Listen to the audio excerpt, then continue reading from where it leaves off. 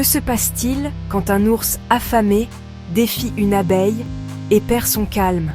Découvrons ensemble l'histoire de l'ours et l'abeille, et la leçon la plus douce. Contexte: un ours aime le miel.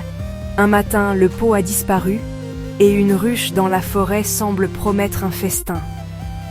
Mais une petite abeille va poser une grande question. La force donne-t-elle tous les droits? Reste jusqu'à la fin. L'astuce pour éviter les ennuis est plus proche qu'on ne le croit. Prêt? Allons au cœur de l'action. C'est une vérité universelle murmurée par le vent, gravée dans l'écorce des arbres anciens, qu'un ours possède un penchant insatiable pour le miel. Ce matin-là, le 14 octobre 2025, commença pour un ours de ce genre avec une envie familière et profondément ancrée. Il traversa le plancher en bois de sa tanière douillette, sa grande carcasse se déplaçant avec une discrète détermination. Sa destination était le placard de la cuisine, le gardien de sa possession la plus précieuse. D'un léger coup de museau, il ouvrit la porte, ses yeux scrutant les étagères à la recherche du reflet familier d'un pot en verre rempli de douceur dorée. Son estomac gargouilla d'anticipation, un son bas et plein d'espoir dans le silence de l'aube. La recherche, cependant, ne donna rien. Son regard balaya de gauche à droite, ses grandes pattes déplaçant soigneusement des sacs de farine et des boîtes de baies. Mais l'endroit où le pot de miel résidait habituellement était manifestement vide. Une vague de déception le submergea. Il fit légèrement tomber ses oreilles. Sa voix, un grognement bas de désespoir qui faisait écho à son estomac vide. Pas de miel! L'absence de ce délice singulier transforma sa faim d'un simple besoin en une quête urgente et dévorante. La journée venait à peine de commencer, et déjà, un grand défi s'était présenté à lui. Il ne s'agissait pas seulement d'un petit déjeuner manqué, c'était une perturbation de l'ordre naturel de son monde. L'être entier de l'ours était maintenant uniquement concentré sur la rectification de cette omission flagrante. Ses pensées tourbillonnaient maintenant autour d'une seule image lumineuse, une cascade de miel épais et ambré. Le monde extérieur à sa tanière s'est estompé en arrière-plan. Ses instincts, aiguisés par des générations d'ancêtres fourrageurs, prirent le dessus. Il savait, avec une certitude qui résonnait profondément dans ses os, qu'il ne pouvait pas simplement attendre. Il devait s'aventurer et trouver ce qu'il désirait si désespérément. La décision fut prise en un instant. Laissant derrière lui le voile décevant de sa cuisine, il poussa la lourde porte de sa maison et sortit dans l'air frais du matin. La forêt, son vaste et tentaculaire garde-manger, l'attendait. Il prit une profonde inspiration, l'odeur de terre humide et d'aiguilles de pin remplissant ses poumons, le préparant pour le voyage à venir.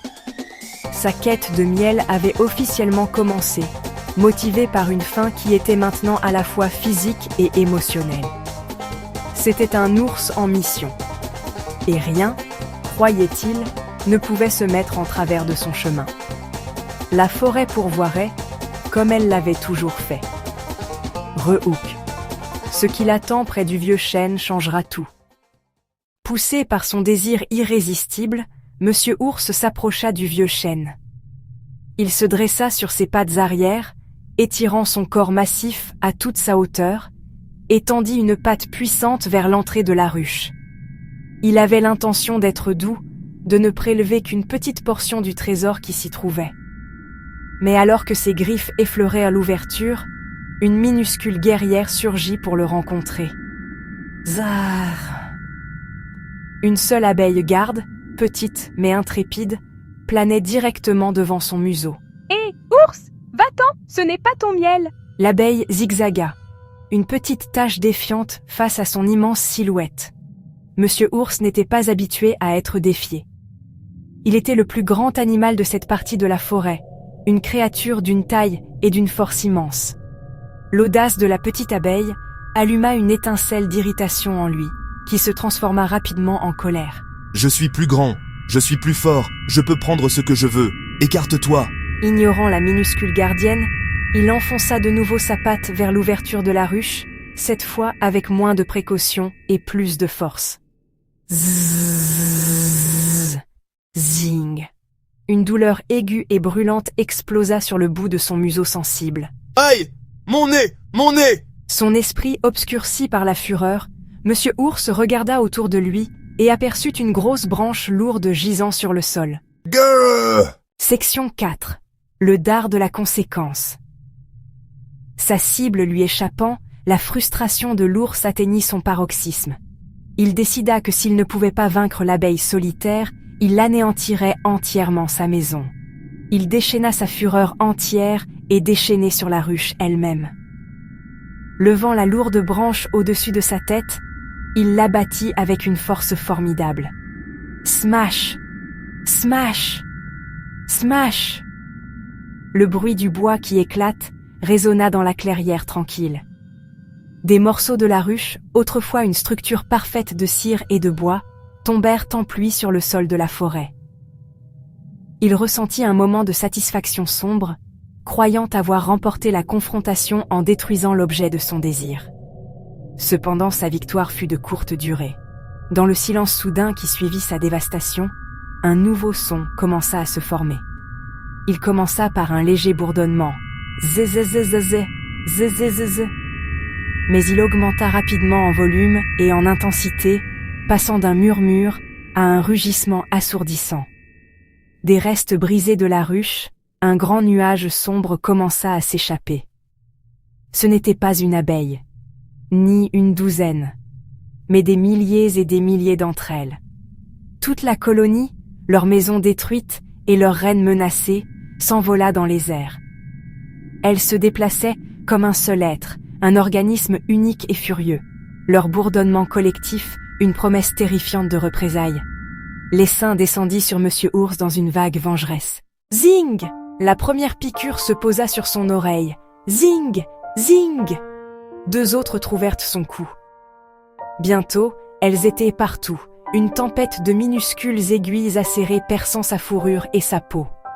Elles ciblèrent ses bras, ses jambes et surtout, son nez déjà sensible et enflé. Aïe! Aïe! Aïe! Il n'y avait pas de combat possible contre cette force. Il n'y avait que la fuite. Il se retourna et courut, s'écrasant aveuglément à travers les broussailles. Un grand nuage sombre d'abeilles furieuses à ses trousses. Il courut plus vite qu'il n'avait jamais couru auparavant, sa seule pensée étant d'échapper à l'assaut incessant. Les abeilles le suivirent, une ombre persistante et bourdonnante de sa propre création. Leurs piqûres un rappel constant et douloureux de sa rage insensée. Il atteignit finalement la sécurité de sa tanière, claquant la lourde porte derrière lui avec un grand « bam ». Il s'y appuya, haletant, son corps tremblant et couvert de marques douloureuses. Enfin, en sécurité dans le calme de sa maison, il commença à compter les piqûres, chacune un petit monument à sa terrible perte de sang-froid. Une seule larme perla à son œil, alors qu'une douloureuse prise de conscience commençait à poindre. Section 5. Une leçon apprise avec gentillesse. Juste à ce moment-là, la porte de l'autre pièce s'ouvrit. Madame Ours entra. Elle jeta un coup d'œil au visage enflé et misérable de son mari et soupira doucement. Son expression n'était pas celle de la colère, d'une douce compréhension, d'une légère exaspération fatiguée. « Tu as encore fait ça, n'est-ce pas ? Tu as laissé ton tempérament prendre le dessus. » Monsieur Ours ne put soutenir son regard. Il baissa les yeux sur ses pattes, ses larges épaules affaissées de honte. Oui, j'étais trop en colère. La simple admission fut comme un poids lourd se soulevant de sa poitrine. Madame Ours alla à l'armoire à pharmacie et revint avec un petit pot de baume apaisant pour ses piqûres. Avec une tendre attention, elle commença à tamponner la pommade sur chaque tache rouge et enfler son toucher doux, contrastant fortement avec le chaos violent qu'il venait d'endurer. Pendant qu'elle soignait ses blessures, elle fit un signe de tête vers le placard de la cuisine qu'il avait cherché si frénétiquement ce matin-là. « Regarde, il y a du miel dans le placard. » Il était juste derrière le sac de farine. Monsieur Ours leva les yeux et un sourire lent et penaud se répandit sur son visage malgré la douleur. Il comprenait maintenant. Toute son épreuve douloureuse n'avait servi à rien. Il avait appris une leçon puissante et inoubliable. Sa colère explosive n'avait pas résolu son problème. Elle avait seulement créé un problème beaucoup plus grand et plus douloureux. S'il avait seulement pris un moment pour regarder plus attentivement, pour rester calme et réfléchir, il aurait pu éviter tous les ennuis, toute la douleur et toute la destruction qu'il avait causée. Il fit une promesse silencieuse à lui-même et à sa femme, qu'il essaierait d'être plus patient à l'avenir. Ce soir-là, alors que le crépuscule s'installait sur la forêt, Monsieur et Madame Ours s'assirent ensemble, partageant un petit bol de miel. Ils rirent doucement, le tumulte de la journée étant maintenant un conte édifiant. La leçon la plus douce, réalisa-t-il, ne se trouvait pas dans un pot de miel, mais dans la sagesse tranquille de choisir la paix plutôt que la fureur. Pour une autre belle histoire, regarde Le lion, la souris et l'ours, histoire courte enfant.